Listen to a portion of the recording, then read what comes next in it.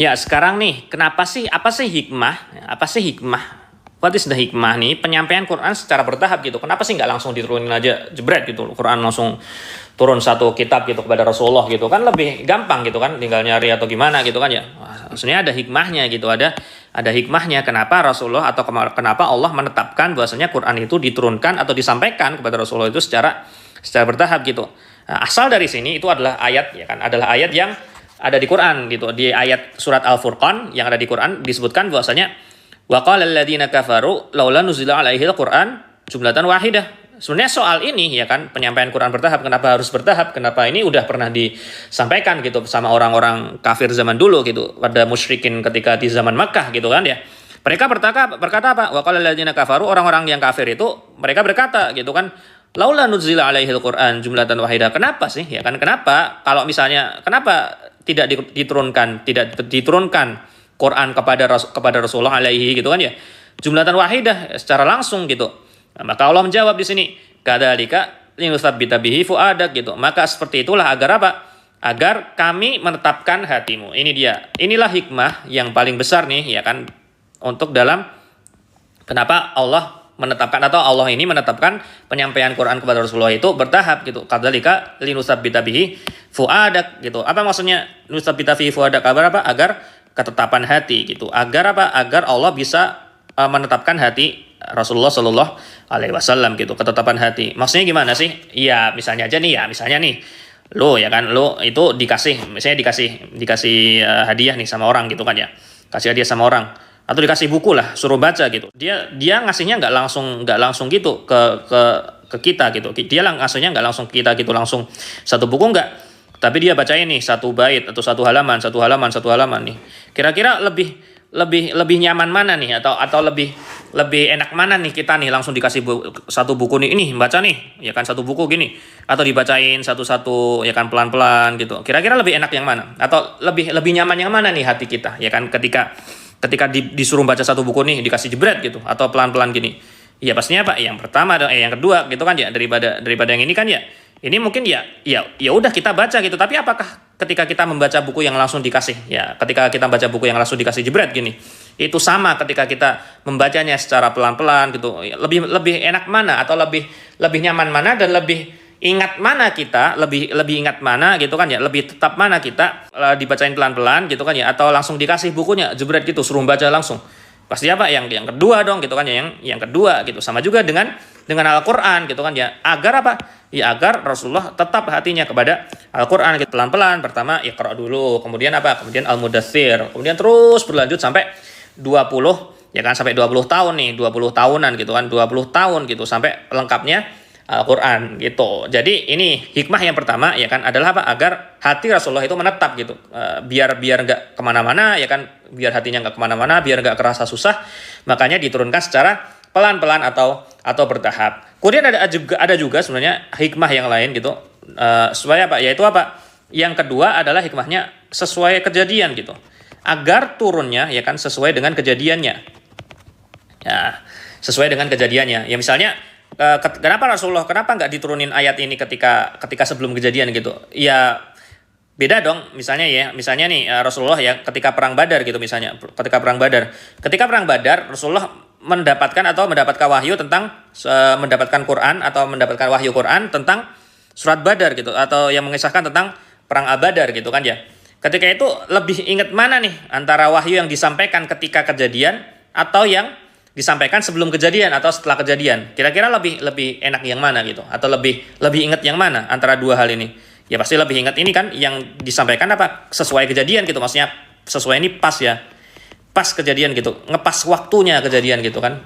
Ya pas banget gitu, pas banget waktunya ada kejadian ini, pas banget turunnya ayat tentang kejadian ini gitu. Ya Allah udah tahu bahwasanya akan ada perang Badar gitu ya, akan ada tentang kejadian-kejadian itu, tapi Allah nggak langsung nurunin itu sebelum kejadian atau apa. Ya emang ada beberapa ayat yang diturunin sebelum kejadian, tapi sebagian besar diturunnya pas sesuai kejadian gitu. Agar apa? Ya agar kita lebih ingat dong. Dan kita udah bahas juga ya kan ya sebelumnya, bahwasanya kalau sesuatu itu turun mengepasi dengan sesuatu nih ya, misalnya lu belajar nih ya, misalnya kita belajar gitu, kita belajar sesuatu di kamar aja gitu kan ya. Kemudian sama kita belajar di kebun gitu, di kebun yang rindang gitu kan ya, yang sepi gitu. Ya ini insya Allah lebih enak di mana? Lebih enak di kebun gitu. Kenapa? Ya karena kita ada asosiasi di sini. Di sini kita ada asosiasi. Asosiasi antara apa yang kita apalin gitu ya dengan apa? Dengan yang ada di kebun gitu. Dengan tempat yang kita belajar di situ. Oh, aneh ngafalin di kebun ini tentang masalah misalnya masalah nuzul Quran gitu. Oh, aneh belajar di kamar ini tentang masalah apa? Jadi ada asosiasi di situ. Ada asosiasi itu antara ingatan kita dengan apa? Dengan tempat yang dimana kita belajar. Ya sama juga dengan Quran gitu kan ya. Ketika Quran itu turun pas kejadian, ya berarti kan akan ada apa? Akan ada asosiasi gitu antara apa? Antara kejadian dengan ayat yang diturunkan. Oh, ayat ini turunnya pas ini, ayat ini turunnya pas ini, ayat ini turunnya pas ini. Berarti lebih apa? Lebih gampang dong ingatnya gitu kan ya. Lebih gampang ingatnya. Ini adalah salah satu hikmah. Yaitu yang kedua ya. Kemudian yang ketiga, hikmah dari turunnya Al-Quran gitu kan ya, adalah step by step dalam pembelajaran. Step by step dalam apa? Dalam belajar agama deh. Dalam belajar agama. Kita udah tahu nih bahwasanya apa? Bahwasanya Quran ini banyak banget hukumnya. Maksudnya hukum tentang larangan apa, perintah apa gitu kan ya, perintah tentang sholat, kemudian perintah tentang zakat, ya kan, kemudian haji dan lain sebagainya, ada kisah di situ. Ya kan, dan semuanya ini kan belajar kita otomatis kalau kita belajar Al-Quran, ya kan, kita belajar Al-Quran, ya kita belajar agama dong, ya kan ya, kita belajar Al-Quran, kita belajar agama, gitu kan ya, itu otomatisnya seperti itulah. Nah sekarang nih, misalnya nih, kita lebih enak mana nih, kita mau pakai sistem SKS nih dalam belajar agama kan, mau sistem kebut semalam nih, ini Quran satu hari langsung selesai gitu, atau kita dikit-dikit, pelan-pelan gitu, pelan-pelan, kira-kira lebih enak yang mana nih, antara yang pertama, yang kedua gitu kan ya, lebih efektif yang mana kira-kira? Yang kedua dong, ya kan, kita pelan-pelan gitu ya. Jadi kita ya belajarnya pertama sholat dulu, apa sih sholat, ya kan, wajibnya kenapa, kemudian fadilahnya apa, kemudian apa hukumannya meninggalkan sholat. Kalau kita udah selesai sholat, lanjut lagi ke zakat gitu ya, pelan-pelan gitu, kemudian zakat, lanjut ke haji, kemudian haji langsung lanjut ke yang lainnya, hukum-hukum Islam yang lainnya. Jadi apa, step by step gitu. Kenapa? Karena step by step secara kita pelan-pelan itu lebih efektif daripada kita yang belajar sistem kebut semalam gitu atau SKS gitu. Bahkan para sahabat nih, bahkan diriwayatkan dari Aisyah nih, apa Aisyah bilang, oh kalau misalnya nih yang pertama kali turun gitu kan, itu masalah khomer, kita udah tahu ya bahasanya khomer itu di Islam haram gitu. Aisyah sampai bilang nih, kalau misalnya yang pertama kali turun dalam agama itu masalah khomer, nggak akan kita tinggalin nih khomer nih, nggak ada, kita tetap minum khomer terus gitu. Ini kama qala radhiyallahu anha gitu. Jadi kata beliau, kata Aisyah begitu gitu. Kenapa? Ya karena pertama kali yang turun kepada dalam Quran apa? Ya masalah apa? Masalah tauhid dulu gitu kan ya. Jadi masalah tauhid disadarin dulu nih orang-orang, ya siapa sih Tuhannya, ya kan? Siapa sih yang patut disembah, ya kan? Siapa sih yang patut disembah? Allah itu udah ngasih apa aja ke kita, gitu kan? Bagaimana rahmatnya Allah kepada kita?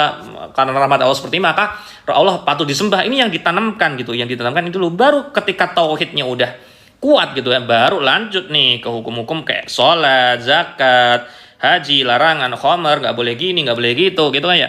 Ya gitu tadi, karena apa? Karena pelan-pelan kita bangun pondasi. Ingat, kita bangun pondasi gitu ya. Sama inilah hikmahnya kenapa Quran bertahap ya, karena Quran itu membangun pondasi seorang muslim gitu untuk beragama. Maka ketika pondasinya kuat, baru dia lanjut kepada yang berikutnya step by step sampai membentuk seseorang muslim yang sempurna gitu kan ya. Yaitu dalam kasus ini Nabi Muhammad SAW.